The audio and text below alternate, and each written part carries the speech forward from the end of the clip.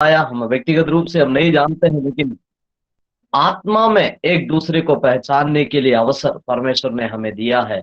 इसके लिए मैं बहुत ज्यादा प्रभु के प्रति धन्यवादित हूँ, क्योंकि आत्मा आत्मा को परखते हैं। सो हम इस मीटिंग के माध्यम से एक दूसरों से परिचय करने में और आपकी सेवकाई के साथ मिलकर के उसमें एक भागीदारी बनने का अवसर पवित्र आत्मा ने मुझे दिया है। इसलिए मैं प्रभु के प्रति फिर से मैं आभारी हूँ, परमेश्वर का धन्यवाद करता हूँ कि ऐसा अवसर परमेश्वर ने मुझे दिया है।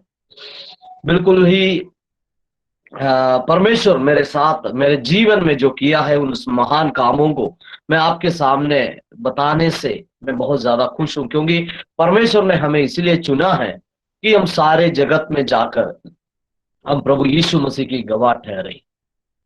प्रभु यीशु ने अगर किसी को भी बुलाया है, किसी को भी अपने राज्य के लिए ठहराया है, तो उसका मुख्य मकसद यह है कि हम परमेश्वर की गवाह बने। यह है हमारे जीवन की सबसे बड़ी आत्मिक सेवा और सबसे बड़ी जो है परमेश्वर के लक्ष्य को पूरा करने के लिए और परमेश्वर को प्रसन्न करने का सबसे बड़ी जो है लक्ष्य हमारा यही होना चाहिए। एक दिन में एक व्यक्ति के सामने भले मैं गवाह बनूं, वो है मेरे लिए सबसे बड़ी महत्वपूर्ण कार्य। मैं धन्यवाद करता हूं कि परमेश्वर के गवाह बनने के लिए प्रभु यीशु ने हमारे जीवन में क्या किया है, इस बात को दूसरों के सामने बताने और इस बात को दिखाने के लिए भी प्रभु हमें हम में से हर एक जनों को चुना है। इसलिए मैं परमेश्वर का धन्यवाद करता हूँ। खासतौर से मैं आज आपके सामने जैसे कि प्रभु के दास ने बताया, व्यक्तिगत रूप से हम नहीं जानते हैं, लेकिन मेरा ये जिम्मेदारी बनता है कि मैं अपना परिचय मैं आपको बता दूं कि मेरा नाम बिनू, मैं एक बिनू रघुनाथन पूरा नाम है, जो कि मैं केरला में जो परमेश्वर को नहीं जानते थे कि एक ऐसा परिवार में मेरा जन्म और पालन पोषण सब कुछ हुआ था, जो कि बचपन से ही बड़ी भक्तिमय माहौल में हमें बढ़ाने के लिए मेरी माता और पिता बहुत ज्यादा परिश्रम की। क्योंकि सुबह उठ करके हमारा यही काम होता था कि हमारे पिताजी चाय पी करके जब आंगन में बैठते हैं, तो मैं और मेरे साथ मेरी दो बहनें हैं, हम लोग भीतर सुबह हमें कुछ मंत्र उच्चारण करना है और साथ साथ हमें भजन कीर्तन भी करना है।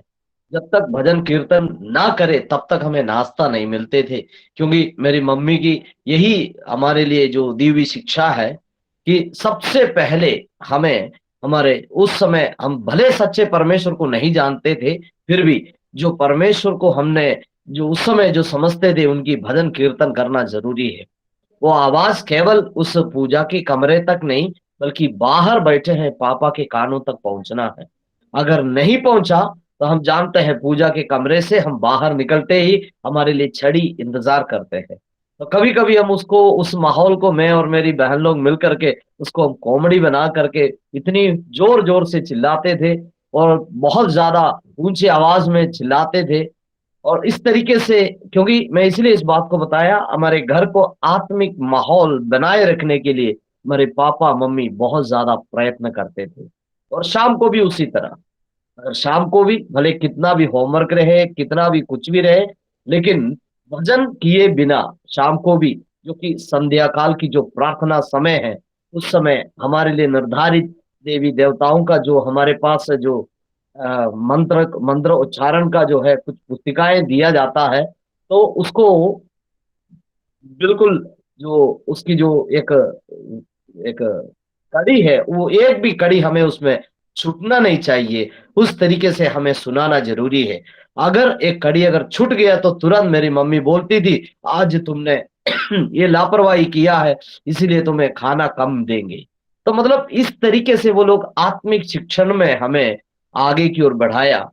क्योंकि उस समय पारिवारिक स्थिति भी काफी अच्छे थे, क्योंकि पापा मेरा जो है एक अच्छी कंपनी में काम करते थे, महीने में पगार पाना और घर की सारी स्थितियां बहुत ही अच्छे तरीके से सुंदर तरीके से जीवन बिता रहे थे।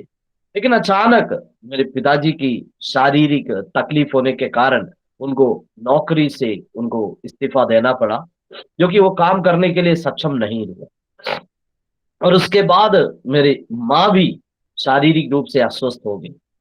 उस समय मैं जब लगभग मैं 7वीं क्लास में पढ़ रहे थे, मेरे पिताजी का जो शारीरिक तकलीफ के कारण जब घर पे आया, तो उस समय सोचा था कि शायद पापा के परिवार में जो है उनके भाई और बहन लोग हैं, उन लोगों के साथ मिलकर के हम आगे बढ़ाएँगे। लेकिन जिस व्यक्ति के जीवन बेकार हो गया है, तो कोई भी इंसान भले माँ हो, बाप हो, परिवार के कोई भी सदस्य हो, उनको स्वीकार करने के लिए तैयार नहीं थे। जो कि पापा काम करते समय उनकी सारे धन संपत्ति जो है, वो अपनी मम्मी और अपने भाई और अपने बहन के लिए उन्होंने खर्च की है। लेकिन ये जब मेरे पिताजी जब शारीरिक रूप से जब जो कमज़ोर बन गए हैं, काम करने लायक नहीं बना, तब वे लोग सारे लोग मेरे पिताजी को भी इनकार कर दिए। तो उस समय वो घर पे हमें रहने के लिए, जो कि उस समय पर्याप्त पैसा ना होने के कारण हमें जो है उस समय जो हमारा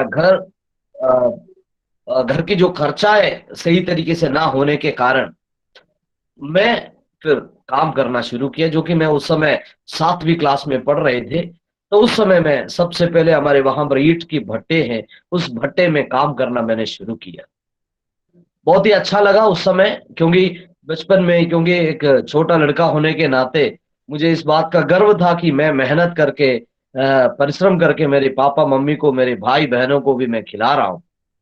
लेकिन कुछ समय आगे बढ़ते ही गया, मेरा एक छोटा भाई वो दिल की जो है मरीज हो गया, हार्ट पेशेंट हो गया। सो उसका भी इलाज जब आ गया, तो वो बोझ मुझसे जो है वो बर्दाश्त करने से भी बढ़कर हो गई। क्योंकि उसको ट्रिवांड्रम केरला में जो है, ट्रिवांड्रम जो श्री चित्रा हॉस्पिटल है, हार्ट रिसर्च सेंटर, उसी में उनका इलाज चल रहे थे। उन लोगों ने इस बात की, डॉक्टर लोगों ने उसकी दिल की हालात देख करके इस बात की भविष्यवाणी की, ये 9 साल से ज्यादा ये लड़का जिंदा रह ही नहीं सकता। लेकिन जब तक उसको 9 साल जिंदा रखना हो, तो उसके लिए, क्योंकि एक हफ्ते में 250 रुपया, जो कि वो उस समय 250 रुपया, जो कि ये लगभग 88 88 के समय की बात थी। तो उस समय ये इतना पैसा जो है खर्च करना मेरे लिए बहुत बड़ी दुखदायक बात थी। लेकिन उस समय मैं परमेश्वर का धन्यवाद करता हूँ कि उस धीरे-धीरे जब मेरा एक क्लास और बढ़ गया, जब 9th में आ गया, सो और फिर जब 10th में आ गया, तब तक के लिए मैं ईंट के भट्टे का काम के साथ-साथ ट्रकों में माल उतारना और चढ़ाने के लिए भी, जो कि उसी छोटे उम्र में ही मैं काम करना शुरू किया। तो हाथ में ढेर सारे पैसा आना शुरू किया, घर का जो ज़िम्मेदारी भी मेरे कंधे के ऊपर आ गए। तो ये सब कुछ करते हुए धीरे-धीरे, जो कि छोटा-छोटा जो नशा करना और ये सब काम करना भी धीरे शुरू किया। मम्मी भी सोचते थे, अरे उसकी उम्र के हिसाब से ये कुछ करने लायक नहीं है, फिर भी इतना सब कुछ कर रहे हैं। तो मम्मी भी मेरे साथ देती थी, क्योंकि इसीलिए पूरे दिन भर काम करके पूरे शरीर दुखता है। तो शाम को हम थोड़ा बहुत जो है देसी शराब हमारे वहाँ मिलते थे, वो सब पी करके भले मैं मुँह बंद करके ही मैं घर पे आता हूँ, तो भी मम्मी कुछ बोलती नहीं थी, क्योंकि पूरे घर की सारे जो खर्चा मुझे चलाना होता था। तो उस तरीके से मैं केरला में इस तरीके से मेरे घर के परिवार की स्थिति सब कुछ करते समय कई बार जब मैं अकेला रहता था, तो मैं पूछता था कि सचमुच में हम इन्हें इतना भक्ति और इतनी भय के साथ मेरे पापा-मम्मी ने हमें पाला, हमें बढ़ाया, इतना सब कुछ किया, फिर भी हमारे ये दुःख देखने वाला कोई ईश्वर नहीं है क्या? क्योंकि वो पूछने का कारण ये था, मेरी एक बहन वो कमर के नीचे वो जो है वो पैरालिसिस, मतलब जो है लकवा हो करके वो भी जब बिस्तर पे आ गई, तब मैं पूछने लगी, पापा, मम्मी और भाई और एक बहन, ये 4 लोगों की जो इलाज और साथ-साथ उनकी सारी खर्चा मेरे लिए बहुत बड़ी जो है मैं बोझ बन गया था। तो उस समय मैं ये काम करते हुए जब 10th जब पास हो गया, 10th पास होने के बाद मैं जब 11वीं, उस समय 11 और 12 नहीं थे, हमारे वहाँ पे प्री डिग्री कोर्स हुआ करते थे। तो उस प्री डिग्री जो फर्स्ट ईयर में जब गया, तो वहाँ पर कॉलेज भी मैं बहुत कम जाता था। कॉलेज, क्योंकि मेरे छोटे जो भाई-बहनें हैं, उनकी भूखे पेट और उनकी रोने की आवाज़ सुन कर के कभी मुझे कॉलेज जाने का मन नहीं करता था। फिर भी कोशिश करता था कितना मैं आगे बढ़ूँ, उतना मैं आगे बढ़ूँगा। जो कि मेरे लिए आगे बढ़ने के सिवाय कोई दूसरा मार्ग नहीं, क्योंकि इतने सारे लोगों का बोझ मेरे कंधे के ऊपर है। तो मैं उस तरीके से घर की स्थिति को आगे बढ़ाने के लिए कोशिश करता गया। लेकिन उस समय कई बार ये सवाल मैं उठाता था, प्रभु से पूछता था, जब अकेले साइकिल चलाते समय, अकेले गाँव की जो खेत के बीच में होकर के जाते समय, अकेले मैं मेरे मित्र लोगों के साथ छोड़ करके अकेले में जब समय बिताते थे, उस समय मैं आसमान की ओर देखता था और मैं सोचता था कि इतने देवी-देवताएँ, इतनी जो है हम लोग ने पूजा की है, इतने मंत्र हमने जपा है, ये सब कुछ क्या ये हवा में ही मिल गया है? क्यों इसकी जवाब मुझे क्यों नहीं मिलता है? सचमुच में मुझे देखने वाला कोई ईश्वर है या नहीं? या कोई सचमुच में मेरे आँसुओं को पोंछने वाला या मेरे दर्द या मेरे तकलीफ को सहने वाला कोई ईश्वर है नहीं है क्या? तो इस तरीके से हम बड़े तकलीफ के साथ जीवन बिता रहे थे। तो मेरे पिताजी उस समय ये विश्वास करता था कि कहीं दिखाने के बाद ये पता चल जाएगा कि क्या है वजह। तो मुझे दिखाने के लिए एक जगह मैं और पापा जो भले कमज़ोर हालात में थे, तो भी मैं उनको लेकर के एक जगह पर गया, तो वहाँ पर उन्होंने भी ये भी बताया, तुम्हारा जो बड़ा लड़का है, वो 18 साल पूरा होते-होते वो भी खत्म हो जाएगा। तो मैं पूरी तरीके से मैं एकदम जो है एक बिल्कुल निराश हो गया। निराश नहीं बल्कि उससे बढ़ कर के खुद से नफ़रत और सारे ईश्वरों से भी मुझे मुझे जो है एकदम नफ़रत होना शुरू हो गया। मैं उस तरीके से मैं जब जीवन बिता रहे थे, तो उसी समय मैं ये सवालों को पूछता था कि कोई ईश्वर है या नहीं? लेकिन कोई जवाब मेरे पास आया नहीं। तो उस तरीके से फिर मैं जीवन जब बिताता रहा, तो उस समय मेरे एक अंकल वो जो दिल्ली में काम करते थे, वो केरला में आया। मेरे घर की स्थिति और हालातें क्योंकि कुछ बिगड़ भी गया था, कुछ नहीं कुछ ज़्यादा ही, क्योंकि पार्टी में शामिल होकर के यूनियन में और साथ-साथ हमारे जो है नशेड़ी लोगों के साथ अच्छा दोस्ती भी। तो इस प्रकार एक जीवन बिता रहे थे, तो मेरे अंकल जब केरला में आया, तो वहाँ पर मैं ऐसा जो एक बहुत बड़ी मुकदमा में फँसा हुआ था। तो वो उस समय मेरे मामा मेरी मम्मी को बताया कि ऐसा है कि इस लड़के को यहाँ पर रखना और भी खतरा है। इसको हम ऐसा करते हैं दिल्ली लेके जाते हैं, ताकि वो वहाँ पर जाकर के काम करे, तुम लोगों को कुछ पैसा भी भेज सकूँ। तो 94 में मैं पहली बार दिल्ली में आया मेरे अंकल के साथ मिल कर के। 93 आखिरी में आया था। तो 94 में मतलब वहाँ पर आकर के मैं जब काम करना शुरू किया, वहाँ पर दिन में एक कंपनी में हेल्पर बन के काम किया और रात को एक कंपनी में चौकीदार का भी नौकरी, जो कि चौकीदार नहीं है, चौकीदार के साथ रहने वाला एक छोटा-सा काम था। तो दोनों मिला करके मुझे उस समय लगभग साढ़े 1400 रुपया मुझे दोनों कंपनी में काम करने के बाद मुझे 1 महीने का, क्योंकि एक जगह 700 दूसरी जगह 750, यही मेरे उस समय की पगार थी। तो उस सैलरी को लिए हुए मैं दिल्ली में जब जॉब करना शुरू किया, तो मेरे कई दोस्त लोग हमसे कहते थे कि यार इतना ज़्यादा तुम कमा के करोगे क्या? वो लोग मेरे घर के हालात को नहीं जानते थे। तो इतना ज़्यादा मैं जो है काम करते हुए, तो मेरा एक मित्र उनका नाम जरी है, तो वो मेरे पास आकर के मुझसे कहने लगा, भाई तू इतना ज़्यादा परिश्रम कर रहा है, इतना ज़्यादा कष्ट उठा रहा है, इतना ज़्यादा मेहनत कर रहे हैं, हम जानते हैं कि तू तेरे घर में बड़ी समस्या होगी। तो मैंने उनको बताया एक बार, हाँ भाई, पापा, मम्मी और मेरा भाई और बहन, चारों लोग एक साथ बीमार हैं, मेरी मेहनत के द्वारा ही मैं उन लोगों को कुछ मदद कर पाऊँगा। तो उस तरीके से मैंने उनको बताया, तो उन्होंने एक बार मुझे आकर के बताया, भाई तेरी मेहनत और तेरे परिश्रम का अंत होने वाला है। हम तुझे एक नौकरी दिला देंगे। उस नौकरी जो है तुम्हें बहुत ज़्यादा मदद करेगा। तो मैं भी सोचा यार बचने का कोई अच्छा मार्ग आ रहा है, तो इससे बड़ी कोई कौन-सी बड़ी अच्छाई की बात है। तो उन्होंने एक बात बताया कि भाई काम इतना अच्छा नहीं, सीधा नहीं, थोड़ा टेढ़ा है। जब तक तेरा होश रहेगा तब तक तू ये काम नहीं कर सकता। इसलिए तुझे जब तक बेहोशी हालात में जब तक तू होगा नहीं तब तक वो लोग तुझे पिलाते रहेंगे। तो मुझे बहुत अच्छा लगा, क्योंकि जवान होने के नाते मैं भी एक अच्छा पियक्कड़ था उस समय। तो उन्होंने बताया कि भाई जब तक तेरा होश खत्म ना हो तब तक तुझे पीना पड़ेगा, उसके बाद काम करना है। मुझे बहुत अच्छा लगा, मैंने कहा ठीक है ज़रूर। मैं उनके साथ हाथ मिलाया, हाथ मिला करके एक दिन उन्होंने बताया कि ऐसा है फलाना जगह जाना है, वहाँ पर तुम्हें लोग मिलेंगे। मैं वहाँ पर गया, उन लोगों के साथ ऑटो रिक्शा में बैठ करके एक जगह पर गया।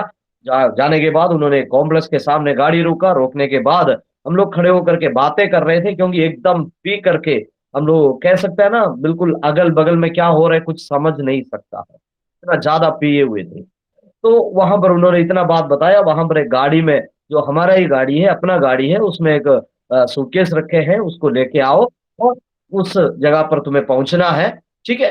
तो मैंने कहा ठीक है, मैं जरूर।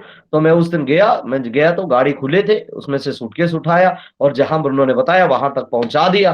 पहुंचाने के बाद मैं देख रहा हूँ कि पहले दिन पहला पगार वो लोग 3,000 रुपया गिन करके मेरे हाथ में दिए। तो बहुत खुश हो गया, इतना पेट भर के, मतलब पूरा होश उड़ जाते हैं, इतना ज्यादा जो है पीने को भी मिला, बहुत बेहतरीन खाना भी दिया, एक ही दिन में काम किया तो 3,000 रुपया भी, जो कि ये दोनों कंपनी में दिन रात में मेहनत करता हूं तब इसके आधा भी नहीं मिलते।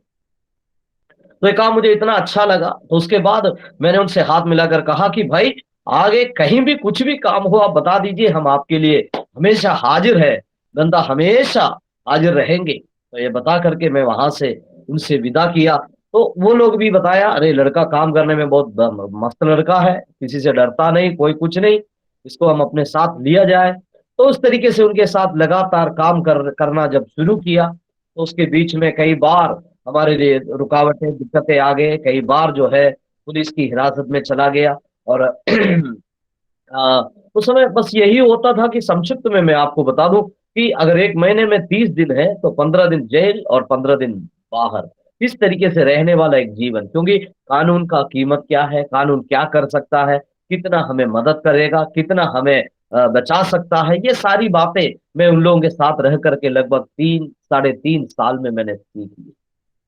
तो मुझे समझ में आ गया कि ये कहीं भी जाए तो, क्योंकि कम से कम 10,000 रुपये हमारे जूते में होना चाहिए, क्योंकि दिल्ली पुलिस उस समय 5,000 रुपये से ज्यादा जो किसी को देने की जरूरत नहीं, भले कितना भी जुर्म करे। एक जूते में क्यों 5,000 रुपया, दूसरे जूते में 5,000, तो इस तरीके से पैसे के ऊपर चलने वाला एक जिंदगी। अगर कोई किसी समय कहीं पकड़ा जाए तो बस एक जूता उतारूंगा, अगर उस पे काम नहीं चला तो कितने भी बड़े अफसर भी क्यों ना हो, उस समय दूसरे जूता भी उतरते ही वहां पर काम तमाम हो जाते हैं, हम तुरंत आसानी से वहां पर बच निकलते थे। तो एक ऐसा जीवन वहां पर बिताते समय कई बार जो हमें बाहर भी जाना पड़ता था, तो उसके साथ साथ बाहर के भी जो जेल की हवा खाने का मौका मिला उस समय, पंजाब में राजस्थान में, हरियाणा में और उत्तर प्रदेश में भी। तो उस तरीके से जब एक बार उत्तर प्रदेश की ओर जब हम आया, उत्तर प्रदेश में पहुंचते ही वहां पर लखनऊ शहर में जब उतरे, तो उस समय हमारी हालत ये था कि जब तक हम पिएंगे नहीं तब तक मैं किसी से बात नहीं कर सकता, क्योंकि ये 4.5 साल भले मैं पैसा खूब कमाया हूं, लेकिन तब तक के लिए मेरा हालत उस स्थिति में पहुंच गया, यदि मैं पीऊंगा नहीं तो मैं किसी से बात नहीं कर सकता, मैं किसी के सामने नजर उठा करके मैं बोल नहीं सकता। तो एक ऐसे हालात में मैं पहुंच गया, क्योंकि ब्रश भी करना हो तो कम से कम 2 पैग लगाना है, उसके बाद नहीं तो हाथ पैर कांपने लगता था। तो उस समय हम लखनऊ जब पहुंचा, तो वहां पर एक नया प्रोजेक्ट आया था, उस प्रोजेक्ट के मुताबिक हम लखनऊ आया। तो लखनऊ में उतर के अगले दिन हमारा काम करने हम लोग जा रहे थे, जाते समय ये पता चला कि भाई यहाँ लखनऊ शहर में कर्फ्यू है, क्योंकि 144 धारा वहां पर घोषित किया गया है, क्योंकि हिंदू मुसलमान के बीच में कुछ लफड़े होने के कारण, आप में से कई लोग जानते होंगे उस समय वहां पर जो 98 में लखनऊ में जो बड़ी समस्या हुई थी। तो उस समस्या के समय हम लखनऊ में थे, तो हमने होटल बॉय को और जो रूम होटल में जो लड़के हैं उनको बुला करके हमने कहा कि भाई, हम जो है कल रात को हम खरीद के रखे थे वो खत्म हो गया है, आज हमें पीने के लिए कम से कम एक बोतल दारू कहीं ना कहीं से दिला दे। तो उन्होंने कहा नहीं भैया, सारी दुकानें बंद है, बाहर निकलना मुश्किल है, क्योंकि ये चारबाग स्टेशन के पास में से यहाँ पुलिस पूरा एकदम पूरी तरीके से बिछाए हुए है पुलिस, इसलिए वहां से बाहर निकलना मुश्किल है। लेकिन हम लोग रह नहीं पाते हैं, तो हम लोगों ने सोचा कि क्योंकि पुलिस वाले ये बताया है कि 2 लोग इकट्ठा चले तब भी वो लोग लाठी डंडा बरसाना शुरू करेंगे, तो अगर चलना हो तो अकेले अकेले। तो हम लोग तीनों, मेरे साथ और 2 भाइयां थे, तो हम लोग तीनों मिलकर के होटल से, क्योंकि पिए बिना रहना हमारे लिए मुमकिन नहीं था, तो हम लोग इस तरीके से जो दारू की तलाश में निकलते निकलते हम लोग एक गोल चक्कर के पास पहुंचा, वहां तक पहुंचे तो कोई दुकान वहां पर था नहीं, सारी दुकानें बंद थे। तो पूरी तरीके से एकदम पगला करके हम लोग घूम रहे थे लखनऊ शहर में कि कैसे हमें नशा मिली, कहाँ से दारू मिली। तो इस तरीके से हम लोग ढूँढते समय देखा है वहाँ पे लाल बत्ती से एक लड़का जो है काइनेटिक होंडा देखने में लगा, बिल्कुल वो केरला का है। क्योंकि केरला के लोग केरला वालों को भले वो किसी भी वेश में क्यों ना हो, उसको तुरंत पहचान लेंगे। तो हमें लगा कि भाई वो केरला का है, तो हमने उसको मतलब जो है बिल्कुल केरला में जो पहचानने वाले एक आवाज़ है, उसी आवाज़ में हमने वो आवाज़ दिया, तो तुरंत वो लड़के ने गाड़ी रोका। रोके तो हम लोग दौड़ के उसके पास गया, तो हमने पूछा कि भाई ऐसा है कि हम लोग दिल्ली से आए हैं, स्टूडेंट्स हैं, हम लोग यहाँ पर घूमने के लिए आए, तो यहाँ पर आए तो यही स्थिति है, यहाँ कुछ कर नहीं पा रहे, क्या शॉपिंग करने के लिए कोई जगह है? तो उन्होंने बताया भैया देखो सारी दुकानें बंद है, ऐसा कोई शॉपिंग-वॉपिंग कुछ होगा नहीं। आखिर में हमने उनसे कहा कि भैया भले शॉपिंग करने के लिए कुछ मिलेगा नहीं, कोई बात नहीं, लेकिन कुछ हमारा लगाने के लिए कुछ मिल सकता है? तो क्योंकि मैं आपको बता दूँ कि इस दुनिया में प्रभु के लोगों के प्रेम से अगर तुलना किया जाए, उतना नहीं, लेकिन उससे थोड़ा नीचे आएगा पियक्कड़ों का प्रेम। क्योंकि एक पियक्कड़ जो है दूसरे पियक्कड़ से इतना प्रेम करते हैं, क्योंकि वो दूसरों का दर्द ज़रूर समझते हैं। तो हमने उनसे बताया कि भैया ये कुछ थोड़ा लगाने के लिए कुछ मिल सकता है? तो उन्होंने बताया, हाँ, अरे क्यों नहीं? आप ऐसा है कि यहाँ से नीचे जाइए, वहाँ से मतलब दाएँ तरफ मुड़िए, वहाँ से आगे जाएँगे तो झुग्गी मिलेगी, उस झुग्गी के अंदर आप जाइए, आपको जो चाहिए सब कुछ मिल जाएगा। तो हम बड़े खुशी से जाने लगे, तब उन्होंने बताया कि अरे भाई भाई ऐसा करो, आप लोग अगर मूड बन जाए तो शाम को आ जाना घर पे, हम घर पे मिलेंगे। क्योंकि ये केरला वाला दूसरे केरला वाले को इतना जल्दी एड्रेस अपना आता पता नहीं देता है। लेकिन प्रभु की एक योजना था, उस भाई ने अपना एड्रेस हमें दिया। तो रात के समय शाम के समय हम उनके पास पहुँचा भी बड़े अच्छे से, क्योंकि उस समय किसी के पास जो है कलर टीवीयाँ नहीं थी। तो हम उनके घर की तरफ जो पैदल जा रहे थे, जाते समय हमने देखा एक बहुत बढ़िया एक गाड़ी है, गाड़ी के अंदर एक बढ़िया रंगीन टीवी, उस समय जो है 26 इंच वाला नया वाला टीवी का जो है नया लॉन्च हुए थे, तो कोई अच्छे घर के लोग जो है उसको खरीद के जा रहे थे, जाते समय शॉपिंग कॉम्प्लेक्स के बगल में गाड़ी रुक करके वो लोग पता नहीं कुछ सामान ले रहे थे। तो जाते-जाते हमने देखा अरे भाई रंगीन टीवी रखा है, तो मेरे साथ में जो भाई था उन्होंने बताया, "अरे भाई हम हमारे भाई के घर जा रहे हैं, तो खाली हाथ कैसे जाएँगे?" तो हमने पूछा फिर क्या देंगे? अरे भाई ये रखा है टीवी, देखो हमारे लिए है, तुरंत वो गाड़ी खोला उसमें से वो टीवी निकाला, ले जा करके खुशी-खुशी में भाई को दे दिया। वो इतना खुश हो गया कि उनके साथ एक ऐसा रिश्ता बन गया। तो उन्होंने बताया कि ठीक है, हम भी बताया कि आप दिल्ली जब भी आएँ तो हमें संपर्क कर दीजिएगा, हम आपके खातिरदारी करने के लिए हम भी तैयार हैं। तो वो भी 2 साल बाद जब दिल्ली आया तो हमारे हालात बहुत ही बुरे हालात में थे। क्योंकि उस समय दिल्ली पुलिस हमारा जो है लुकआउट नोटिस वगैरह कई जगहों पर चिपका चुके थे। पूरी तरीके से पुलिस हमारे खोज करने वाला समय था। तो उस समय बाहर निकलना हमारे लिए मुश्किल था। लेकिन फिर भी ये भाई आकर के हमारे उस पुराने वाले नंबर पे जो कि मेरा मित्र के पास था, तो उसी लैंडलाइन में उन्होंने फ़ोन करके बताया कि कोई राजेश मिलने के लिए आया है। तो हम रात को लगभग ये ड्यूटी चेंज होने का जो टाइम होता है पुलिस वाले की, उसी समय में पुलिस वाला जो है दूसरी बातों को ध्यान नहीं रखता। जो कि ड्यूटी किया वो जल्दी घर भागने के लिए कोशिश करेंगे, जो ड्यूटी में आना चाहता है वो जल्दी ड्यूटी में जॉइन करने के लिए कोशिश करते हैं, क्योंकि चोर लोग ये सब अच्छे तरीके से अपना पूरा स्कैनिंग करके उसको समझ लेता है। तो उस समय जो ड्यूटी शिफ्ट होने का जो टाइम है, उसी टाइम में हम दौड़ करके उनके पास पहुँचा, उनसे मिला, तो उन्होंने बताया कि भई ऐसा है कि मैं कुछ परेशानी में हूँ, आप हमें मदद करना है। तो हमने कहा ठीक है, हमसे जो हो सकता है भई हम आपके लिए करेंगे। ये सब कुछ करके उनको विदा किया। फिर उसके बाद लगभग ये 18 सॉरी 2000 सॉरी 98 की बात है। 98 में ये सब बातें हो गए, उसके बाद 2 साल बाद हम लोग फिर लखनऊ आना पड़ गया। जब हम लखनऊ आ गए तो हमने सोचा कि भई अब अपना भाई का घर है तो होटल में क्यों रहूँ? अपने भाई के घर पे जाएँगे, उनके साथ हम लोग अच्छे खासे हम लोग समय बिताएँगे। तो हमने सोचा वो भी हमारे लिए सेफ्टी भी ये था, क्योंकि पुलिस हो सकता है किसी भी समय अगर उनको सूचना मिले तो हमें वहाँ से उठा सकता है। तो इसलिए होटल में रहने से हमारे लिए सेफ्टी भाई के घर पे रहना है। तो इसलिए हम खोजते हुए भाई का घर खोजते हुए, ढूँढते हुए उनके पास आया। वो बहुत ज़्यादा खुश हो गया हमसे मिल कर के, क्योंकि हम भी दिल्ली से उनके लिए इतनी महँगी दारू लेकर के हम वहाँ पर गए थे, तो ताकि उनको दे दूँ ताकि वो खुश हो जाएँ। तो हम जा करके मैं उनसे मिला, बातचीत किया और उसके बाद जो महँगी दारू जो उनको देने लगे, तो उन्होंने बताया कि देखो भाई, हम ये दारू हम इससे भी इस दारू से भी जो है बहुत बड़ी नशा इस समय मैं इस्तेमाल करता हूँ, तो इसीलिए मुझे अब इस वक़्त आपकी ये दारू की ज़रूरत नहीं। तो मैंने कहा कि तू पागल हो गया, देखिए कोई केरला वाला आज तक देखा तक नहीं होगा, इतनी महँगे दारू है ये, तो इसको क्यों ऐसे ठुकरा रहे? भाई तुम थोड़ा पी के देखो तब तुम्हें पता चलेगा। तो उन्होंने कहा कि अरे भाई कितना भी बड़े नशा हो, इससे भी बढ़कर जो नशा है, वो मैं इस्तेमाल करता हूँ। तो हमने पूछा कि भैया वो कौन-सा नशा है? भाई हम तो अभी तक नहीं जानते हैं। ये जो बोतल है तुम्हें पता है ये कितने हज़ार का है? तो इतनी बड़ी दारू को जो तुम सस्ता सस्ता समझ रहे हो? तो उन्होंने जो है तुरंत मुड़ करके अपने जो छोटा-सा टेबल रखा था, टेबल के ऊपर से वो बाइबल उठा करके ऐसे दिखाया। दिखाने के बाद उन्होंने बताया, अब मैं यही नशा को इस्तेमाल करता हूँ। क्योंकि इस नशे से जो मिलने वाला जो खुशी है और ये आनंद है, इतना ज़्यादा मुझे जो खुशी देती है, इस दुनिया की कोई भी ताकत मुझे दे नहीं सकता। बड़े उतावले होकर के जब इन्होंने बोला, तो हमें इतना गुस्सा आ गया। ने कहा कि तुझे भी ईसाई लोग जो है धर्म परिवर्तन कर दिए क्या? अरे भाई तुम अपना हिंदू है, हमारा धर्म का इबादत, हमारा देश का इबादत तुमने जो है पूरी तरीके से तोड़ दिया है। तुम देखो विदेशी धर्म को अपनाया हो, ये बता करके क्योंकि पहली बात ये हमारे साथ पीने नहीं आया और दूसरी बात वो हमारे पियक्कड़ों के ऊपर आरोप लगाना शुरू किया।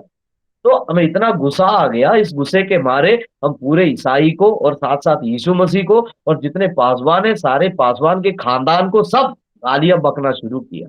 लगभग 3 घंटे तक गाली बका नहीं, तब तक हमारा गुस्सा ठंडा नहीं हुआ, क्योंकि इतना ज़्यादा गुस्सा था। लेकिन ये इतना ज़्यादा गाली दिए, यीशु मसीह को दिए, पास्टरों को दिए और उनके पूरे खानदान को दिए, पूरे ईसाई समाज को गाली दी। ये सब कुछ करने के बावजूद भी हमारा गुस्सा खत्म नहीं हुआ। लेकिन इतना बड़ा गुस्सैलू लड़का था वो एक शब्द भी बोला नहीं। हम देखा उसकी दोनों आँखें जो है पूरी नमी हो चुकी।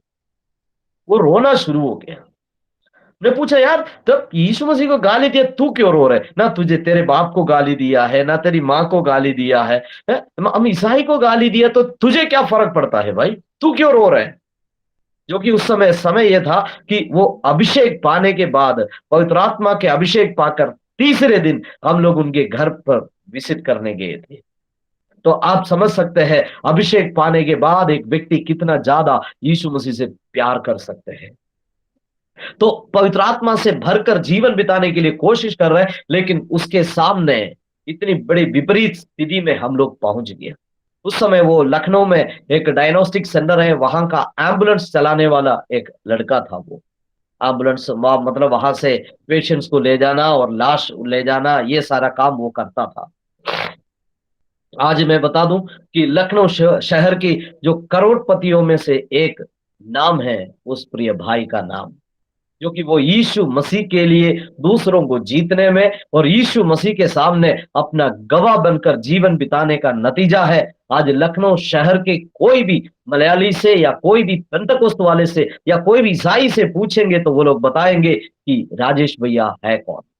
तो उस समय केवल एक छोटा-सा एम्बुलेंस ड्राइवर, मैं आपको सुनने वाले कई लोगों से मैं बताऊँ, कुछ लोग हो सकता है लेफ्ट हो जाए, लेकिन मैं आपको बता दूँ मेरे प्रियो, आज आपकी स्थिति समाज की सबसे गिरी हुई, सबसे छोटे स्थान पर होंगे, लेकिन आप प्रभु यीशु मसीह के सामने आप विश्वास योग्यता के साथ बने रहो, तो आने वाले दिनों में आज आपको लज्जित करने वाले लोग, आपके खिलाफ में बातें करने वाले लोग, आपके विरोध में आमीन हालेलुया आपके पीछे पीठ पीछे छुरी मारने के समान शब्दों को उठाने वाले लोग आने वाले दिनों में आपके सामने आकर के सर झुकाएंगे।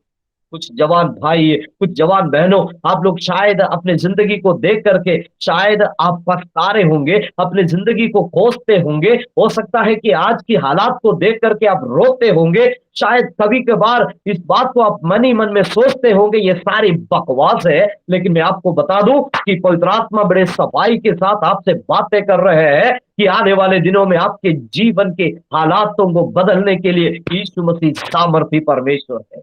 क्योंकि एम्बुलेंस ड्राइवर से आज उस करोड़पति के लिस्ट में पहुंचने के लिए परमेश्वर ने उसको इस्तेमाल किया, तो उसके अंदर केवल एक ही योग्यता है, केवल वो परमेश्वर से प्रेम करने वाला एक दिल उनके पास है। आज शाम को मैं आपको बता दूं कि आपके अंदर भी परमेश्वर से प्रेम करने वाले हृदय इन दिनों में आप यदि तैयार करोगे, परमेश्वर से प्रेम करने के लिए आप यदि तैयार हो जाओगे, तो आपके जीवन के हालातों में परमेश्वर ऐसे बदलाव को लाएंगे कि देखने वाले भी तंग रह जाओगे।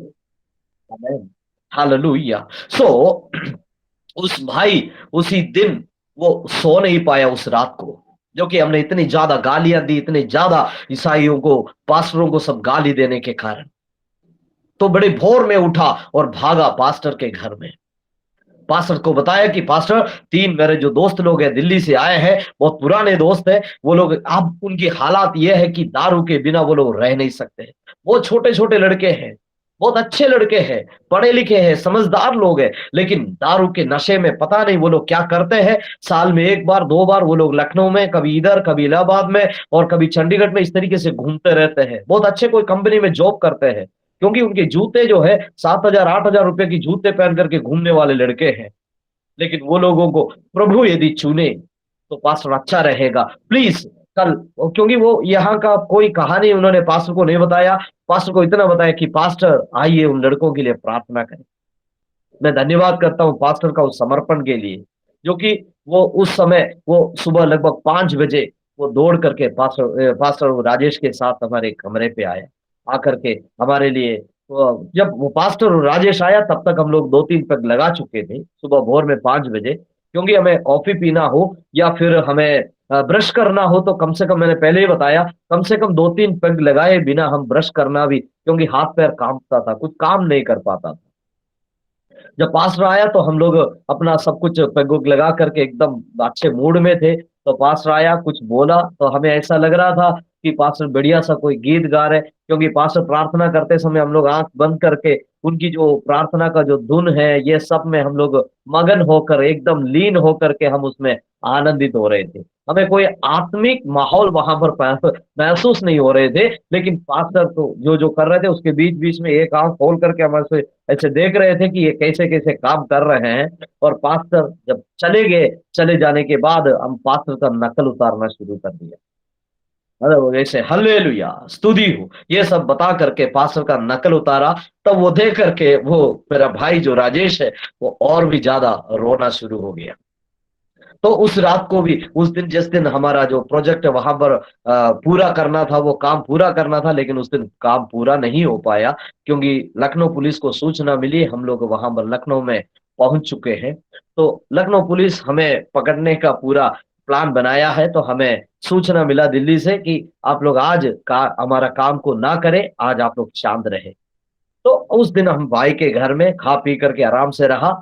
उस दिन, उस रात को भी भाई राजेश आया तो हम लोग एकदम पिए हुए थे, एकदम मस्ती में थे। तो उनके साथ हमने बातें किया वो, लेकिन रात को अगर अपना अलग, क्योंकि एक ही कमरा था, छोटे से कमरे में रहता था वो, उस कमरे में अलग जा करके उनका टाइम था 9 बजे से लेके 11 बजे तक। बताइए, दिन भर वो एम्बुलेंस चलाने के बाद शाम को 2 घंटा, क्योंकि पास्टर ने उनको सिखाया दशवांश के साथ साथ तुम्हारा समय भी परमेश्वर के सामने उसी तरीके से तुम्हें बिताना है।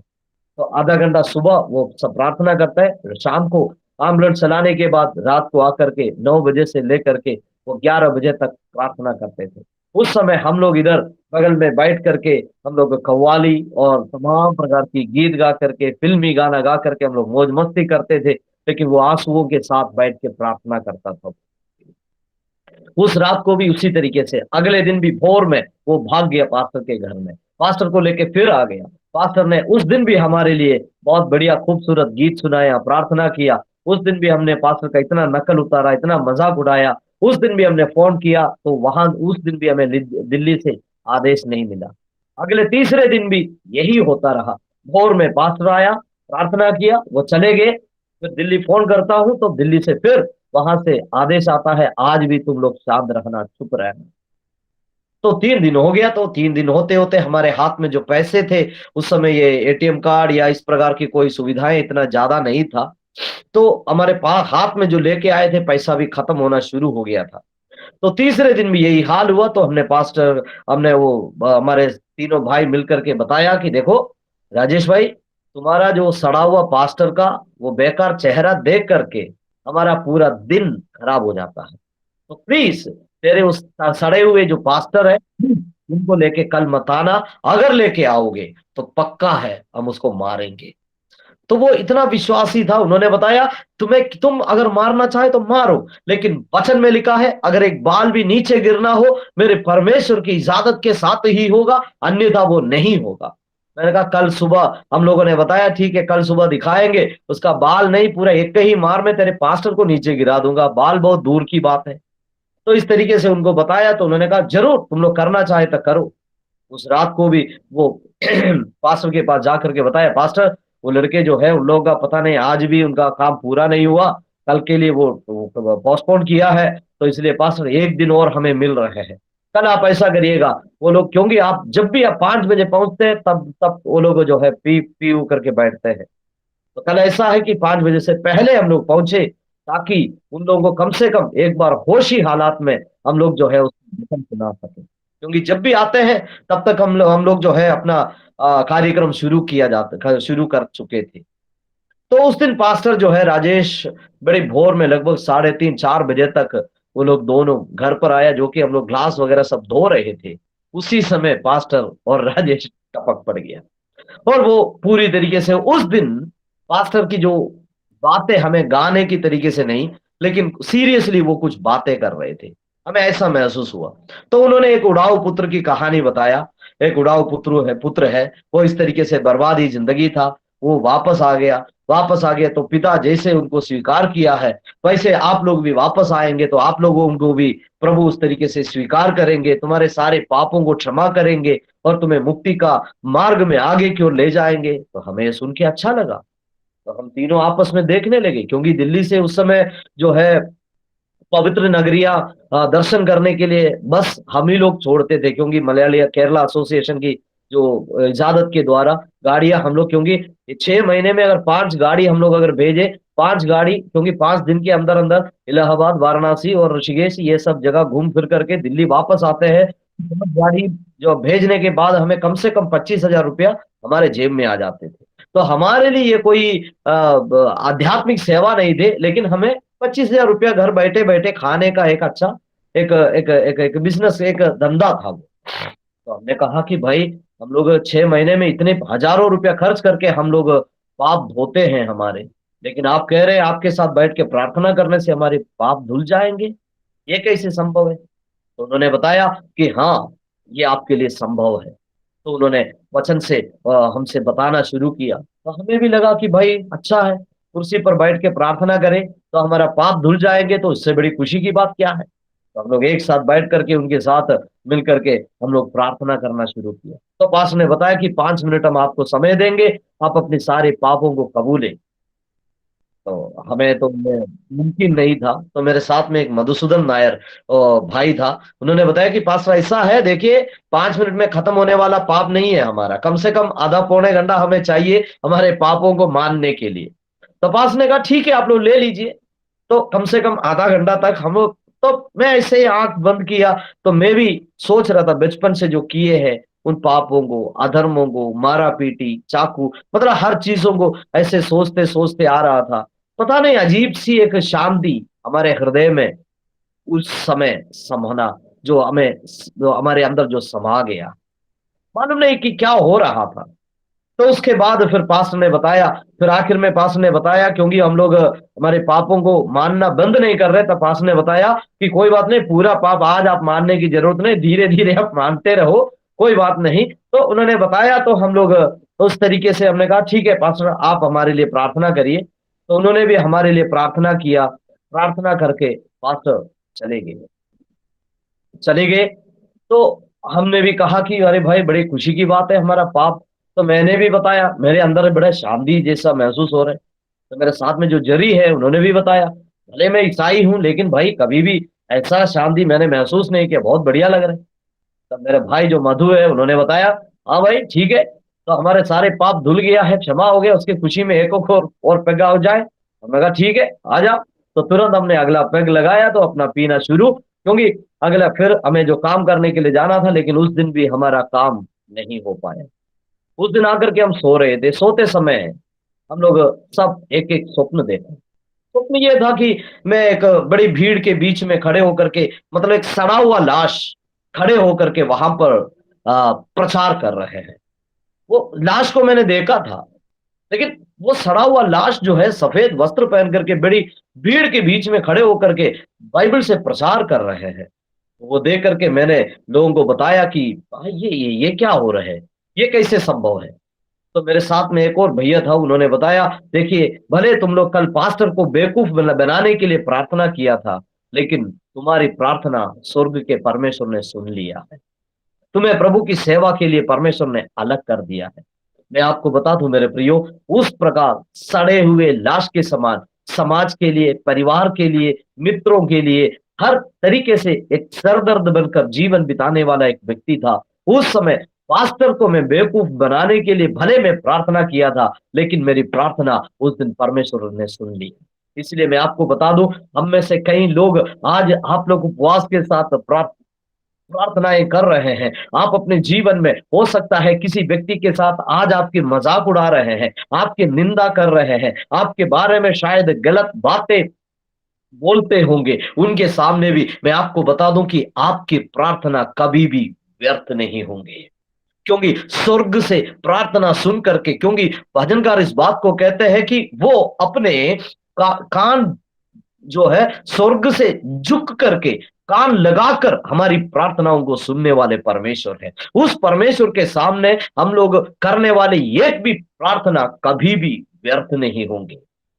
हालेलुया। सो उस रात को परमेश्वर ने हमें चुन लिया। मेरे प्रियो, मैं आपको बता दूं, अगले दिन पास्टर ने आकर के इस बात की चेतावनी दी, भाई आप लोगों में से किसी के लिए हमने एक ताला, मेरी पत्नी ने स्वप्न देखा है, इसलिए अगर कोई भी बातें हो जो ताला से संबंधित मतलब लॉक है, उस प्रकार की बातें आपके जीवन में होने वाला है। लेकिन मेरे भाई ने बताया, अरे वो सब बकवास, ये ईसाई लोग पेंतकोस्त वाले ऐसे बकवास करता है, जो आंख बंद करते हैं तो कुछ दिखाई देता है तो तुरंत वो लोग बोलते हैं कि हमने दर्शन देखा। ऐसा कुछ नहीं होता। लेकिन मैं आपको बता दूं मेरे प्रियो, संक्षिप्त में उसी दिन में हम लोग प्रोजेक्ट का कंफर्मेशन हमें दिल्ली से मिला, हम लोग उस कार्य को करने के लिए निकला, लेकिन लखनऊ पुलिस उसी रात को, उसी शाम के समय मुझे हिरासत में ले लिया। उस समय वहां से मुझे जेल भेज दी गई। लखनऊ जेल में काफी समय बिताने के बाद भी वहां पर, जो कि बाहर निकालने के लिए कई कोशिशें लोगों ने किया, लेकिन कोई भी कोशिश सफल नहीं हुआ। आखिर में एक दिन में लखनऊ सेंट्रल जेल के अंदर घुटने टेक करके प्रार्थना करना शुरू किया। इसलिए प्रार्थना किया, मेरे साथ में एक मुसलमान लड़का था, वो लड़का भी इंजील खोल करके, मतलब नए नियम खोल करके वो भी प्रार्थना करता था, नया नियम पढ़ता था वो।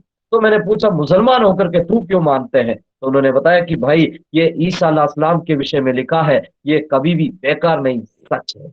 इसीलिए मैं आपको बता दूं कि तुम भी। तो मैंने उनसे पूछा, क्या मैं अब जो है एकदम मौत के करीब आ चुका है, क्योंकि इतना पी पी करके मेरे अंदर पूरा सड़ चुके थे। जब मैं खांसता था तो उस समय बलगम के साथ साथ खून और मवाद, क्योंकि मैं खुद महसूस कर सकता था मेरे अंदर से किस प्रकार बदबू आती है। ऐसे हालात में था मैं। तो मैंने उस भाई से कहा, भाई हकीम, तू जो कह रही है ईसा अलैहिस्सलाम क्या मुझे भी छुड़ा सकते हैं, मुझे भी वो बचा सकते हैं? तो उस भाई ने बताया कि भाई वो ऐसा पाक है, ऐसा वो पवित्र है, तुम्हें फिर से छुड़ा करके पवित्र जीवन, इस मौत से छुड़ाकर, जेल से छुड़ाकर तुझे एक पवित्र जीवन देने के लिए वो सामर्थ्य है। मैं आपको बता दूं मेरे प्रियो, उसी रात को मैं उसके साथ घुटने टेक करके मैंने उसके साथ मिल करके कहा कि हे प्रभु यीशु, तू यदि सच्चा परमेश्वर है तो सबसे पहले तू मुझे इस जेल से निकाले, और दूसरा, मैं इस जवानी में मरना नहीं चाहता हूँ, मुझे इस मौत से भी छुड़ा दे। मैं आपको बता दूं मेरे प्रियो, उसके अगले दिन परमेश्वर ने मुझे उस जेल से बाहर कर दिया। मुझे उसी रात को रिहाई मिला। मैं परमेश्वर का धन्यवाद किया, क्योंकि मैंने परमेश्वर को बताया, यदि परमेश्वर आप मुझे इस जेल से बाहर निकाले तो मेरे जिंदगी भर मैं तेरा गुलामी करूंगा। मैं बताऊं मेरे प्रियो, उसी रात को परमेश्वर ने मुझे वहां से छुड़ाया। मेरे कलीसिया के लोग दोनों हाथ बढ़ा करके मुझे स्वीकार किया, क्योंकि संसार के लोग, हम जानते हैं कि जेल से छूटे हुए एक व्यक्ति को किस नजर से देखते हैं। लेकिन मैं पहुंचकर मेरे पास्टर को बताया कि पास्टर मैं जेल से आ रहा हूं। उन्होंने अपने हाथ पसारा, मुझे स्वागत किया। उन्होंने कहा कि बेटा, तुझे आज भी परमेश्वर उतना ही प्यार करते हैं जो जेल में जाने से पहले तुझसे करता था। वजह हो सकता है कि उससे ज्यादा करते हैं, लेकिन कम नहीं। मैं परमेश्वर का धन्यवाद करता हूँ कि परमेश्वर ने मुझे उसमें से निकाल करके 3 साल बाइबल कॉलेज अध्ययन करके वहां से प्रभु की सेवकाई करने के लिए आजमगढ़ में आने के लिए प्रभु ने मदद किया। आजमगढ़ में आया तो मेरे प्रियो यहाँ पर कुछ भी नहीं, केवल एक ही कलीसिया, सुसमाचार सुनाने वाला, वो भी 10-12 लोग इकट्ठे होकर के आराधना करने वाला एक छोटी सी एक कलीसिया आजमगढ़ में थे। क्योंकि बाहर से कोई आना नहीं चाहते हैं, इधर जो है वो यीशु मसीह पर विश्वास नहीं करना चाहता। ऐसे जगह पर जब मैं आ गया, मेरे कलीसिया की, मेरे लखनऊ की जो असेंबलीज ऑफ गॉड चर्च के कई लोगों ने बताया कि बेटा तू उस जगह पर मत जाना। मैं भी नहीं चाहता था, लेकिन यहाँ पर सिर्फ सुप्रंट को खुश करने के लिए मैं यहाँ पर आया था। उस समय यहाँ पर आकर के मैं यहाँ पर आके बस वापस जाने जाने के लिए तैयारियां कर रहे थे, लेकिन परमेश्वर ने मुझसे बातें किया, इस नगर में तुझे काम करना है, क्योंकि इस नगर में तेरे हाथ में देना चाहता हूं। मेरे प्रियो, आज मैं आपको बताना चाहता हूँ, आप जिस शहर में है, जिस गांव में है, जिस स्थान में है, उसी स्थान में परमेश्वर ने एक नए अधिकारी के रूप में आपको वहां पर नियुक्त किया है। आज शाम के समय मैं प्रभु का धन्यवाद करता हूं कि आप में से जितने लोग इस समय मेरे साथ जो जुड़े हुए एक एक जनों से पवित्र आत्मा व्यक्तिगत रूप से यही कहना चाहते हैं कि आपको आज स्वर्ग में कोई जरूरत नहीं, आपकी कोई आवश्यकता नहीं, आपकी जरूरत परमेश्वर को उस जगह पर है, आज आप जहां पर है। तो वहां पर 2004 में मैं आजमगढ़ में आया। 2004 से लेकर के इस 2021 तक मैं बताऊं कि परमेश्वर मेरे साथ विश्वास योग्यता के साथ बना रहा। 5,000 से भी ज्यादा लोगों को बपतिस्मा देकर, लगभग 64 से ज्यादा सेवकों को इस शहर में खड़ा करने के लिए प्रभु ने मुझे मदद किया। सोच सकते हैं, दिल्ली की शहरों में, दिल्ली की दिल्ली शहर की गली में बिल्कुल एक कीड़े पड़े हुए कुत्ते के समान, कई बार जो गंद नाली के किनारे में दारू पी करके पड़े हुए उस शख्स को अगर परमेश्वर इस मुकाम तक पहुंचाने के लिए सामर्थ्य है, आप में से कितने में से, आप में से एक एक जनों को कितना ज्यादा अद्भुत तरीके से, आपके बेटे बेटियों को कितने अद्भुत तरीके से परमेश्वर आने वाले दिनों में उत्तर प्रदेश में इस्तेमाल करने के लिए वो सामर्थ्य है। उसके सामर्थ को कभी भी आप नजरअंदाज ना करें। उस परमेश्वर के उस सामर्थ को आप कभी भी तुच्छ ना जाने, क्योंकि जिसने आपको बुलाया है वो विश्वास योग्य है। मेरे प्रियो, समय समाप्त होने से पहले आज जो पवित्र आत्मा, जो कि मैं इसलिए इस बात को बताया हूं, मैं क्या हूं वो बताने के लिए नहीं, लेकिन मुझ में काम करने वाला परमेश्वर कौन है ये बताने के लिए मैंने मेरे बारे में मैंने आपको बताया है। मेरे प्रियो, मैं आपको परमेश्वर के वचन की ओर ले जाना चाहता हूं, जो कम समय में पवित्र आत्मा ने मुझे दी है, वो बातों को भी आपके सामने रख करके मैं आपके साथ प्रार्थना करना चाहता हूं। मरकुस रचित सुसमाचार उसकी 3री अध्याय, उसकी 13-14वीं पद को यदि हम पढ़ेंगे तो वहां पर हम इस बात को देखते हैं कि फिर वो पहाड़ पर चढ़ गया और जिन्हें वो चाहता था उन्हें अपने पास बुलाया। एक बात आप समझ लें कि यीशु को जो व्यक्ति अच्छा लगा उनको यीशु अपने पास बुलाया है, और को नहीं, जिन्हें वो चाहता था। आज शाम के समय में आपको बताना चाहता हूं, आपसे परमेश्वर की चाहत बहुत बड़ा है, अपने जान से भी बढ़कर है, अपने प्राण से भी बढ़कर वो आपको चाहते हैं। हो सकता है कि आपके घर के लोग, परिवार के लोग, समाज के लोग, हो सकता है यहां तक अपने जिगरी दोस्त भी आपको शायद दिल से नहीं चाहता हो, लेकिन मेरा परमेश्वर आपको प्राण से ज्यादा वो चाहते हैं। जिन्हें वो चाहता था उन्हें अपने पास बुलाया, वे उसके पास आए। इन दिनों में परमेश्वर आप में से एक एक जनों से यही चाहते हैं। जैसे कि प्रभु के दास प्रार्थना में अगुवाई करते समय एक बात उन्होंने बताया, कलीसिया में भले रहते हैं फिर भी नशे की अधीनता में, कलीसिया में रहते हैं फिर भी बहिर्भाव की भावना के साथ। मेरे प्रियो, अगर ऐसा विचार यदि हमारे अंदर है तो कभी भी हम यीशु के पास हम पहुंच नहीं पाएंगे। उन्होंने बताया, तुम मेरे निकट आओ ताकि मैं भी तुम्हारे निकट आऊंगा।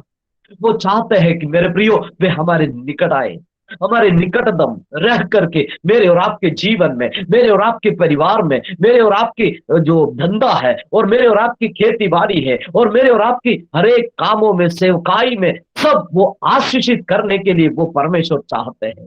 अगर ऐसा परमेश्वर हमें करना हो, आज हम कल से ज्यादा परमेश्वर के करीब आए, परमेश्वर के वचन के माध्यम से, परमेश्वर के सामने प्रार्थना करने के द्वारा, परमेश्वर के सामने उनके वचन को मनन करने के द्वारा, आज रात को कल से ज्यादा आप परमेश्वर के पास आए, ताकि वो आपके जीवन में जो करना चाहते हैं इन दिनों में वो पूरा कर सके। कल से ज्यादा 1 मिनट अपने जिंदगी को 1 मिनट जांच कर देखिए, 1 मिनट अपने जिंदगी को परख करके देखिए। जब मैंने यीशु को ग्रहण किया था, यीशु से प्रेम करना शुरू किया था, उस समय मेरा जिंदगी किस प्रकार था और आज शाम के समय मेरा जिंदगी कहां पर है। 1 मिनट अपने आप को जांच कर दें। क्या आप उस समय से भी ज्यादा आप यीशु के पास हैं? आप यीशु के करीब आ चुके हैं? आज ये सवाल मैं आप पर छोड़ता हूं। और उसके बाद हम देखते हैं, तब उसने 12 पुरुषों को नियुक्त किया कि वे उसके साथ साथ रहे। यीशु एक ही कार्य को चाहते हैं मेरे प्रियो, आप कभी भी ये संसार के साथ रहे तो कभी भी आप अपनी जिंदगी में सफलता हासिल नहीं कर पाएंगे। क्योंकि हम लोग अक्सर, क्योंकि एक रटे हुए गीत है, उसके साथ चलूंगा जय जरूर पाऊंगा, क्योंकि वो अनुभव के साथ उस गीत को उन्होंने लिखे थे। आज शाम को मैं बता दूं, कई लोग कलीसिया में आते हैं, कुछ लोग हफ्ते गिन करके आते हैं। भैया हम लोग 9 हफ्ते लगातार चर्चा आ रहे हैं, लेकिन 9 हफ्ते में हमारे जीवन में कोई परिवर्तन नहीं आया। भैया हम 3 साल से आ रहे हैं, लेकिन हमारे जीवन में कोई बदलाव नहीं है। आज मैं आपको बताऊं मेरे प्रियो, आप जब तक कलीसिया में आकर के यीशु के पास ना पहुंचे, उनके साथ साथ ना रहे, तब तक यीशु आपके जीवन में कुछ कर नहीं पाएंगे। यीशु आप में से एक एक व्यक्ति को चुनने का, आप में से एक एक व्यक्ति को पास बुलाने का, आप में से एक एक व्यक्ति के लिए अपने लहू बहाने का केवल एकमात्र उद्देश्य यह है कि आप उनके साथ साथ रहे, आप उनके संग संग रहे। जब हम उनके संग रहेंगे, हमारे लिए हर एक दरवाजे खुल जाएंगे। हम उनके पास रहेंगे, हम उनके साथ रहेंगे। मैं आपको बता दूं मेरे प्रियो, पिछले दिनों में आपके खिलाफ में बातें की है, वे भी आपके सामने आकर के आपके संग जुड़ने के लिए इच्छा को जाहिर करेंगे। हो सकता है लोग आज आपको ढकेलते होंगे। आजमगढ़ में आने के बाद सबसे पहले मुझे गाली दिया, सबसे पहले अपने घर से धकेला, उसी व्यक्ति को आजमगढ़ में सबसे पहले विशिष्ट भोजन के लिए उन्होंने मुझे आमंत्रित किया है। आजमगढ़ में मेरे प्रियो, इसी शहर में हमें परमेश्वर अगर ऐसा काम किया है, तो आपके शहर में भी वो कार्य को करने के लिए मेरा परमेश्वर सामर्थ्य है। आज शाम को मेरे प्रियो, मेरे पास जो बचे हुए समय के मुताबिक, समय के भीतर मैं इस बात को मैं आपको बताना चाहूंगा, वो केवल एक ही कार्य को चाहते हैं, आप उसके साथ साथ। आप अपने घर में रहते समय, बाहर जाते समय, कॉलेज में, ऑफिस में और अपने मित्रों के साथ आप रहते समय, क्या आप इस बात को ध्यान देते हैं कि आप परमेश्वर के साथ साथ जीवन बिताते हैं? एक बार हमारी कलीसिया की हमारी आजमगढ़ के नहीं, किसी और कलीसिया में एक बहन, वो एक छोटी लड़की थी, छोटी नहीं, लगभग वो 10th क्लास में पढ़ती थी। वो बड़ी जिद करने लगी, मुझे एग्जीबिशन में जाना है। स्कूल से सब लोग जा रहे हैं, मम्मी मुझे भी भेज, क्योंकि उसकी पापा नहीं थे, वो स्त्री विधवा थी। वो कहने लगे नहीं, स्कूल से सब लोग जा रहे हैं, मुझे भी भेज, मैं भी जाना चाहता हूँ। वो बड़ी जिद करने लगी। मैं आपको बता दूं मेरे प्रियो, आखिर में समस्या पास्टर के पास आ गया। तो पास्टर ने एक बात उस बेटी से पूछा, बेटी तुम लोग एग्जीबिशन में जाएंगे तो वहां पर क्या क्या होंगे? हाँ हम लोग अच्छे अच्छे जगह देखेंगे, हाँ आखिर में हम एक पिक्चर भी देखेंगे। तब पास्टर ने कहा, जो पिक्चर तुम देखने जा रहे हो, तो क्या यीशु तुम्हारे साथ रह करके देख सकते हैं? पवित्र आत्मा तुम्हारे साथ रह करके देख सकती है? क्योंकि तुम एक विश्वासी लड़की हो। मेरे प्रियो, आप एक विश्वासी हैं, ना केवल विश्वासी बल्कि प्रभु यीशु के द्वारा चुने हुए परमेश्वर की लोग हैं, परमेश्वर की बेटे और बेटियां हैं। आपके साथ साथ वो रहना पसंद करते हैं। क्या आज आपकी जिंदगी के हर क्षेत्र में, हर जगहों पर, क्या आप यीशु के साथ रहना आप पसंद करते हैं? उनके सामने दुष्ट आत्माएं भाग निकलेंगे। उनके सामने अशुद्ध आत्माएं कभी टिक नहीं पाएंगे। उनके सामने गरीबी मिट जाएंगे। उनके सामने तमाम प्रकार की मुश्किलें, मुसीबतें और दर्द, समस्या और संकट सब कुछ उनके सामने खत्म हो जाएंगे। यीशु के साथ रहने के लिए जिसके पास हिम्मत हो, ऐसा ऐसा चर्च का, कलीसिया का सदस्य ना बने कि चर्च में आते हैं तो जय मसीह की, बाहर निकले तो किसी दूसरे का जय। नहीं, उनके जीवन में परमेश्वर कभी काम नहीं कर पाएंगे। उनको कभी परमेश्वर इस्तेमाल नहीं कर पाएंगे। आज शाम के समय परमेश्वर आप में से एक एक व्यक्ति के जीवन में यही चाहते हैं कि आप परमेश्वर के साथ साथ रहे, उनके संगति में रहे। कई उदाहरण, लाखों उदाहरण हम पवित्र शास्त्र में से हम बता सकते हैं, लेकिन आज मैं ये बात मैं आपके सामने रखना चाहता हूं। यीशु आपको इसलिए चुना है कि आप उनके पास आए। इसलिए पास आए क्योंकि वो आपको चाहते हैं। आप सोचते हैं शायद कोई भी मुझे चाहने वाला नहीं, कोई भी मेरी मदद करने वाला नहीं, लेकिन आज मैं आपको बता दूं कि यीशु आपको चाहते हैं। यीशु आपको चाहते हैं। आपके जीवन के हर बातों को, हर कमजोरी को जानते हुए यीशु आपको चाहते हैं। और दूसरी बात, वो आपको चाहते हैं और दूसरा आपको नियुक्त किया है कि आप उसके साथ साथ रहें। आज एक समर्पण परमेश्वर के सामने करें। प्रभु जी, आज शाम को, अभी तक प्रभु मेरे मर्जी के तहत मैंने जीवन बिताया, लेकिन आज शाम को प्रभु जी मैं आपके पास आकर आपकी इच्छा के अनुसरण करके आपकी योजना को पूरा करने के लिए, आपके साथ साथ रहने के लिए मैं तैयार हूं। आइए हमारे सरों को झुकाएं, एक साथ मिलकर के परमेश्वर के सामने एक समर्पण करें, क्योंकि यह समर्पण आपके जीवन और आपके परिवार और साथ साथ आपकी सेवकाई, आपका धंधा और यहां तक आपके बेटे बेटियां और आने वाले दिनों में आपके प्रति परमेश्वर की जो योजनाएं हैं, वे सारी योजनाएं वो पूरा करना चाहते हैं।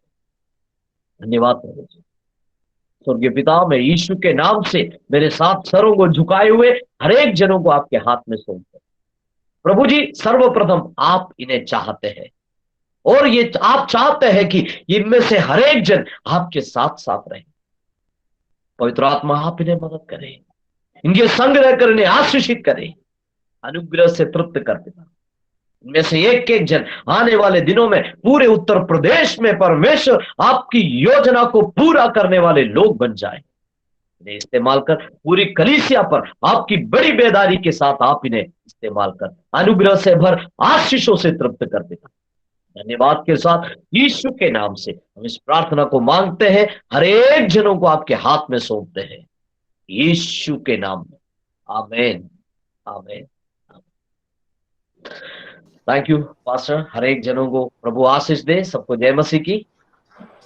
थैंक यू पास्टर, आपने अपना कीमती समय निकाल कर हमारे बीच में आए। हम सबके लिए बहुत ही एक एनकरेजमेंट का समय था और आगे भी आपको हम बुलाएंगे, आप आए। जब भी आप, हम यूपी में रहते हैं, जब भी आप इस तरफ आए जरूर कलीसिया में आए। आइए हम प्रार्थना करें। हालेलुया। एक सामर्थी वचन हमने सुना है। हालेलुया। परमेश्वर लोगों को बदल सकता है। हालेलुया। ना जिन लोगों के लिए हम प्रार्थना कर रहे हैं, एक क्षण हम सब के लिए प्रार्थना करें। विशेषकर हमारे परिवार में अनेक परिवार जो आज जुड़े हुए, हमारे परिवार में ऐसे अनेक लोग हैं जो नशा करते हैं ना, हम अनेक दिनों से उनके लिए प्रार्थना कर रहे होंगे। हमारे बीच में ऐसे परिवार है जो नशा सुनते हैं, नशा पीते हैं, नशा लगाते हैं। हालेलुया। मिलकर हम एक क्षण उनके लिए प्रार्थना करें। परमेश्वर को लोगों को बदलने में एक क्षण लगता है। हालेलुया। जैसे आज हमने प्रभु के दास से सुना, एक उन्होंने बिना सच्चाई से, बिना ईमानदारी से उन्होंने एक प्रार्थना किया, लेकिन वो प्रार्थना ने उनके जीवन को बदल दिया। हालेलुया। Praise the Lord. आज परमेश्वर हमारे मध्य में कार्य करने वाला परमेश्वर है, लोगों को बदलने वाला परमेश्वर है। हालेलुया मिलकर प्रार्थना करें। हमारे परिवारों में जो लोग नशे के गुलाम है उनके लिए हम प्रार्थना करें। हालेलुया उसी प्रकार हम प्रार्थना करें जैसे आज वचन में हमने सुना, जिसको वो चाहता है वो उसको नियुक्त करता है, वो उसको खड़ा करता है। हालेलुया हमारे बीच में अनेकों को परमेश्वर चुनने के लिए हम प्रार्थना करें, प्रभु के दास के लिए हम प्रार्थना करें। आजमगढ़ में जब वो सेवकाई करते हैं, हमारे उत्तर प्रदेश में एक बेदारी प्रभु निश्चित रूप से भेजेगा। हालेलुया परमेश्वर उनको अभिषेक के साथ और सामर्थ के साथ प्रभु उनको इस्तेमाल करने के लिए हम प्रार्थना करें। हालेलुया अनेक बार जब हम यूपी के बारे में खबर सुनते हैं, यहेजकेल के समान एक सूखी हड्डियों का तराई हमें लगता है, लेकिन हमें नबूवत करना है, हमें भविष्यवाणी करना है। हालेलुया परमेश्वर हमारे प्रदेश को बदलेगा, प्रभु एक बेदारी की हवा को बहाएगा, एक सेना परमेश्वर हमारे देश में खड़ा करेगा। हालेलुया प्रभु के दास को प्रभु अभिषेक के साथ इस्तेमाल करने के लिए प्रार्थना करें। दानियल भाई भी प्रार्थना में अगुवाई करेंगे। हमारे प्यारे प्रभु सुंदर वचनों के लिए, इस समय के लिए हम आपको धन्यवाद करते हैं प्रभु। आपके बहुमूल्य दास की ओर से प्रभु आपने जो भी संदेश हमारे